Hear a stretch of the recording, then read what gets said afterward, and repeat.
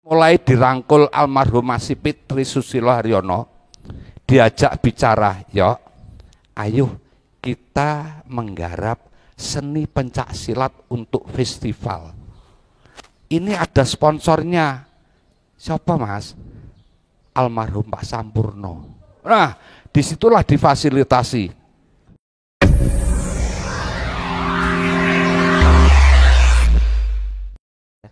Nah sekarang ke Mas Tio sama Mas Sarbini saja, mungkin langsung nanti bergantian. Terkait dengan estetika tadi Mas.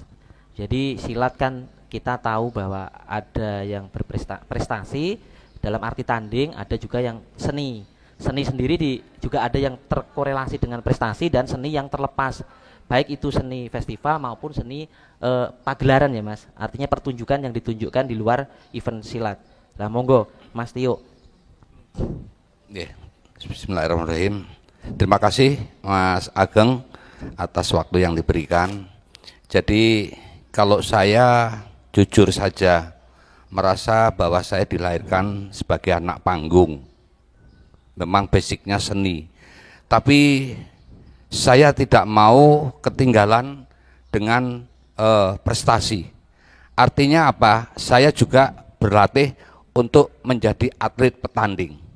Nah, disitulah saya bisa mempelajari, walaupun pada waktu saya turun pertama gagal, akhirnya saya berpikir ternyata atlet-atlet yang berprestasi atau yang berhasil mendapat juara itu adalah atlet yang cerdas, atlet yang pintar membaca pada waktu di gelanggang. Memang modal atau teknik semua diberikan oleh para pembina, oleh para pelatih. Tapi pada waktu di gelanggang, tiba-tiba menemukan lawan yang lain daripada yang lain. Itu harus pintar. Nah, langkah nomor 1. Nah, dengan langkah yang kokoh, tentunya kita bisa menanggulangi baik serangan maupun lain-lainnya. Nah, di sini saya melihat pola langkah kayaknya sudah hilang. Sehingga seringkali jatuh karena tidak kuat kakinya. Nah, di sini tentunya eranya sudah berubah ya Mas Nano ya, sudah berubah sehingga kalau saya melihat atlet-atlet yang bertanding itu memang pola langkah sudah agak diabaikan, cuma hanya mencuri poin. Nah, dan membanting. Ini menurut gambaran saya Mbak Tina, Mas Nano dan semuanya para atlet yang saya banggakan. Nah sekarang kembali ke seni. Karena saya dilahirkan di panggung Barata, saya sejak disahkan tahun 76, 78 jadi atlet, 80 saya mulai dirangkul almarhum Masipit Trisusilo Haryono, diajak bicara, yuk ayo kita menggarap seni pencak silat untuk festival. Ini ada sponsornya. Siapa Mas? Almarhum Pak Sampurno. Nah, disitulah difasilitasi. Tempatnya di Anjungan, Jawa Tengah, di tempat Ojo Dumeh itu. Semua perguruan diundang. IPSI seluruh DKI diundang, kita peragakan. Nah di situ terus nanti yang dari perguruan lain pakai senjata macam-macam, ada trisula, toyak dan sebagainya. Nah di situ penggagas pertama Masipit tahun 79-an itu, ya 79 mulai digagas. Nah sehingga lahirlah ya pencak silat seni festival dan lain-lain atau yang berkelompok ya. Nah, kalau yang berkelompok tentunya aksesorisnya terbatas, tapi kalau yang festival itu bisa full aksesorisnya, yang penting tidak mengganggu gerakan. Itu terima kasih Mas Tio. Awal mulanya, matur nuwun. Barangkali Mas Sarbini menambahkan terkait pencak silat sebagai pagelaran atau sebagai industri pertunjukan? Terima kasih Mas Ageng. Assalamualaikum warahmatullahi wabarakatuh. Waalaikumsalam warahmatullahi. Jadi pengalaman saya di S1 ini, alhamdulillah. Jadi pencaksilat, pengalaman saya di situ bisa memperoleh prestasi. Saya berpedoman dari buku petunjuk Mas Yani Orno almarhum. Saya juga termasuk siswanya Mas Yan. Di situ saya pelajari betul-betul petunjuk pedoman untuk prestasi atlet, di mana kita harus membina atlet. Ada 5 aspek. Yang pertama kita memberikan motivasi supaya dia pengen berlatih dan pengen jadi juara. Itu yang pertama. Yang kedua, fisiknya harus baik. Yang ketiga, teknik termasuk sikap pasang, pola langkah, tendangan yang benar. Jadi kalau kita ngelatih salah langsung diperbaiki supaya tidak berlarut-larut kesalahannya, langsung salah langsung diperbaiki. Baik tendangan, pukulan, dan sebagainya, bantingan, jatuhan, itu kita ajarkan betul-betul. Jadi dari teknik dari yang termudah sampai yang tersulit. Itu yang ketiga. Yang keempat, taktik. Taktik didapat dari hasil kita uji coba atau sambung sesama atlet. Kemudian yang terakhir adalah mental. Mental ini sangat penting kita tanamkan untuk atlet. Maka itu saya kalau dulu ngelatih sering sekali mengadakan latih tanding dengan perguruan lain. Bisa juga datang ke rayon antar rayon dan juga ke perguruan lain yang saya punya hubungan dekat dengan pelatihnya.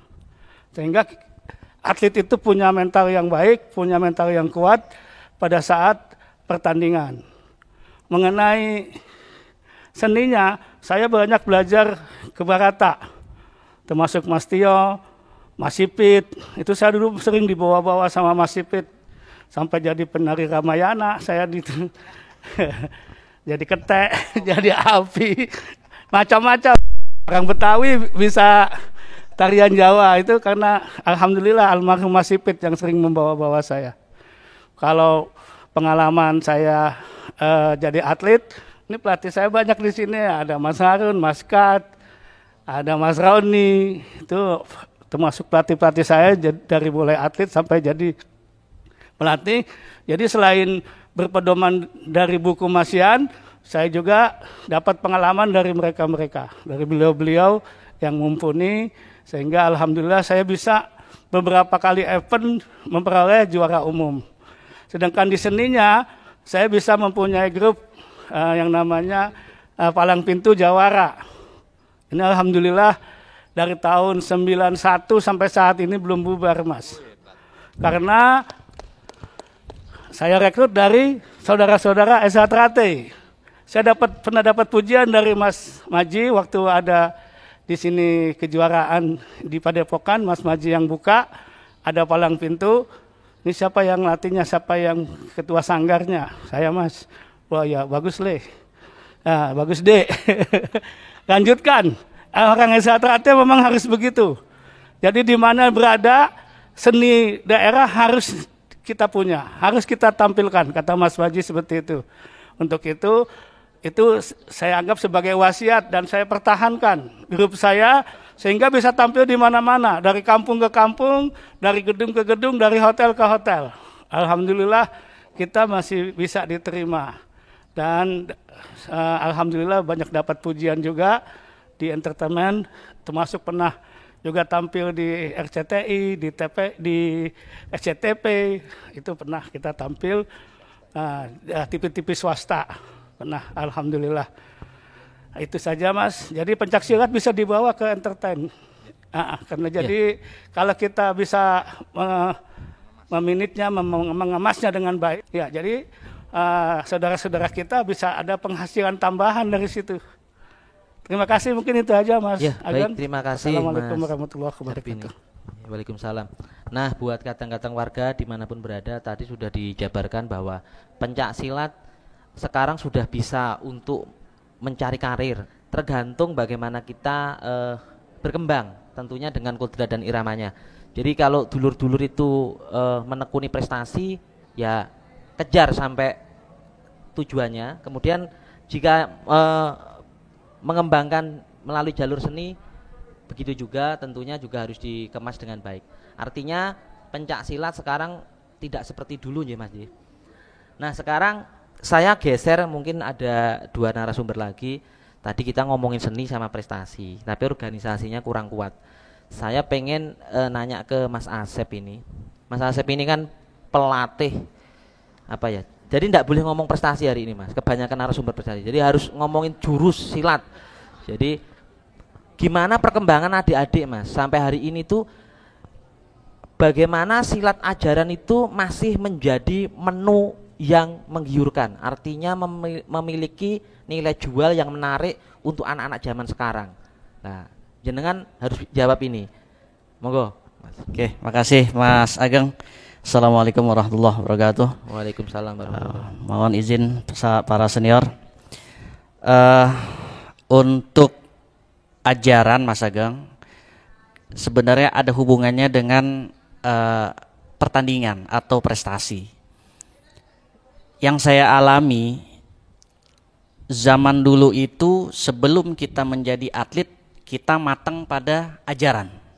Jadi kita pukulnya benar, tendangnya benar, tinggal dipoles. Nah, yang sekarang ini agak menurun, karena apalagi ada prestasi-prestasi yang diadakan, lomba-lomba yang sekolah tidak tahu dasar siswanya ini dari mana, yang penting ikut menang gitu. Jadi mungkin salah satu perbedaan antara dulu dengan sekarang, karena yang sekarang ini ya seperti tadi disebutkan bahwa pola langkah, kaidah, kemudian pasang yang benar itu sudah bisa dikatakan tidak ada ya, dikarenakan ya seperti itu, latihannya itu langsung instan, tidak seperti dulu kita jambon mateng karena pasangannya udah oke, pasangannya udah siap, pola langkahnya mateng, kemudian tinggal dipoles dengan teknik-teknik prestasi, akhirnya menjadi juara ya, dengan pesilat terbaik rata-rata dari kita ya, karena itu kaidahnya itu benar-benar matang. Untuk ajaran, kenapa masih banyak orang yang ingin mengikuti S1 Trati? Pertama, kalau kita telusuri bahwa S1 Trati itu terdiri dasarnya dari beberapa aliran. Nah, disinilah yang membuat akhirnya variasi dari jurus-jurusnya itu yang membuat kita indah ya. Kita itu kalau bergerak itu indah tapi matang, siap diserang dan siap menyerang. Nah, disinilah seorang pelatih dari rayon ini yang membuat seorang pesilat baik ajaran maupun prestasi itu yang menjadi timbul. Karena apa? Di SH Trati itu materinya banyak, baik dari tangan kosong, kemudian ada toya, ada juga belati. Nah, di sini kalau kita variasikan itu menjadi daya tarik. Apalagi kalau yang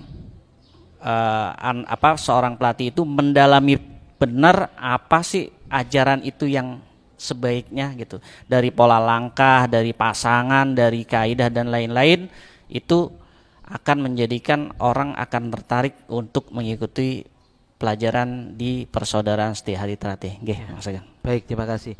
Terakhir barangkali Mas Kendus menambahkan terkait dengan seni, hari ini masih jadi pelaku seni ya Mas. Monggo 2 menit saya rasa cukup. Masih. Mohon izin mas-mas senior. Jadi saya ingin berbagi pengalaman aja, karena di pola lantai tari dan pola lantai pencak silat itu hampir mirip. Makanya kita yang kedua bahwa di Barata itu regenerasinya kadang-kadang S1 itu dari mulai mbah sampai ke bapak cucu itu warga semua rata-rata. Jadi dulu sebelum 94 saya disahkan menjadi warga, itu udah kemana-mana itu sama Mas Fahmi untuk beregu di mana di sini. Terus kalau Mas Sipit ngendika kan almarhum, seminggu kudu dadi bikin di sini tuh yang Retno Dumila yang ada 11 kategori, kita dapat 9 itu seluruh perguruan kan itu. Masih main dulu saya, sekarang nggak kuat. Terus nah yang saya harus pertanyakan dan memohon sekali ke pengurus. Jadi musik dan pola lantai Retno Dumilah itu sangat luar biasa sekali. Saya tanya ke siapa-siapa nggak ada filenya. Dokumentasinya nggak ada, tapi semua perguruan memakai musik itu dan pola lantai itu. Contohnya kayak dulu yang mempopulerkan guntingan leher itu kan Bayu Banu, Mas. Dari Barata sampai ke Mas muridnya Bayu Banu sih, Mas Agus yang di sini tuh. Itu yang kas-kasnya Eza Terate ya, karena kita meskipun itu di akrobat sedikit gitu, tapi itu akhirnya perguruan lain karena kita nggak rapi menyimpannya itu. Sampai kita saya yang bikin minta filenya nggak ada. Dulu kan belum ada handphone gini, tahun berapa tuh, 9 berapa gitu. Juara umum itu dari 11 ya. Jadi gitu-gitu. Terus kenapa kok bergu seninya dulu Barata muncul gitu, berprestasi lah. Gitu karena setiap hari Mbak, kita main wayang orang sore sampai malam. Malamnya latihan sampai pagi baru tidur. Gitu tiap hari saling ketemu dan paham bahwa ketoprak itu kan butuh gerakan-gerakan silat seperti itu. Akhirnya kita sama-sama masuk ke PSAT, bahwa keindahan Mas Asep tadi bilang bahwa dari berbagai aliran gitu, ada Minangnya mungkin, ada Betawinya gitu. Jadi kalau untuk penari semakin indah, jadi membentuk itu. Ya gitu. Terima kasih sudah dibagi pengalaman Mas Gendus. Mungkin untuk terakhir buat dulur-dulur yang mirsani di manapun berada, tadi sudah dipaparkan sangat lengkap, kita jarang sekali dapat momen seperti ini. Terakhir untuk penutupan mungkin dari Kang Mas Harun, untuk memberikan motivasi Mas untuk adik-adik yang di rumah, yang baik itu berprestasi tanding, seni, ataupun dia yang menggemari atau menekuni di pembinaan adik-adik di ajaran. Monggo Mas. Terima kasih Mas Ageng. Tadi sudah dijabarkan mengenai gimana atlet itu supaya berprestasi. Sebetulnya kuncinya selain atletnya sendiri, yang tidak kalah penting adalah pelatihnya. Jadi pelatih itu harus betul-betul punya punya visi untuk atletku kudu menang. Nah itu harus ditanamkan dari awal. Ini sebuah contoh aja. Pada waktu kejuaraan di Kalimantan Selatan, jauh hari sebelumnya saya selalu menekankan kepada adik-adik atlet kita, kamu main yang bagus, nanti di luar itu lawannya saya. Artinya apa? Bahwa seorang pelatih itu harus bisa menjamin keselamatan anak didiknya. Jadi atlet itu main dengan keyakinannya, dengan pengembangan dirinya, sehingga dia akan bisa menang. Ini contoh Irul itu. Irul itu waktu di Kalimantan, saya bilang pokoknya main yang baik, di luar itu nanti lawannya saya. Enggak tahu sebabnya apa, lawannya Irul ini enggak tahunya didampingin oleh, ya katakanlah dukunnya lah gitu. Jalan dari tempat ganti pakaian, begitu masuk gelanggang, begitu nginjek lingkaran itu, langsung ampun. Dalam 1-2 detik saya agak kaget. Setelah saya oh iya, terima kasih. Nah itulah. Jadi peran seorang pelatih atau pembimbing itu harus betul-betul bertanggung jawab penuh terhadap anak yang dibawanya. Dan yang tidak kalah penting bukan hanya melatih secara fisik juga. Jadi seorang pelatih harus juga melatih diri sendiri untuk menghadapi hal-hal yang di luar ya kalau bisa dibaca ya harus bisa menanggulangi hal itu. Mungkin itu. Selain atletnya sendiri juga harus diberikan motivasi untuk menjadi seorang juara, juga pelatih ataupun yang bertanggung jawab terhadap itu harus betul-betul berani menjamin atletnya selamat dan bisa menang. Itu, Mas. Terima kasih Mas Harun dan para senior semua, Kang Mas dan Mbak, sangat berisi. Kalau saya tarik kesimpulan adalah bahwa yang pertama, PSHT konsisten melakukan pembinaan terhadap anggotanya dalam hal prestasi, seni, dan tentunya ajaran mental dan budi pekerti. Yang kedua adalah untuk meraih sebuah cita-cita keberhasilan yang tinggi itu dibutuhkan pertama adalah atletnya itu sendiri, mentality dan kecerdasannya, intelijensinya. Kemudian juga dibutuhkan pelatih yang mumpuni, tentunya mumpuni materinya dan juga cara pendampingannya. Saya rasa itu podcast kita sore hari ini. Terakhir dari saya, sopo weruh ing pinuju sasat duwe pager besi. Akhirus salam, wassalamualaikum warahmatullahi wabarakatuh. Waalaikumsalam.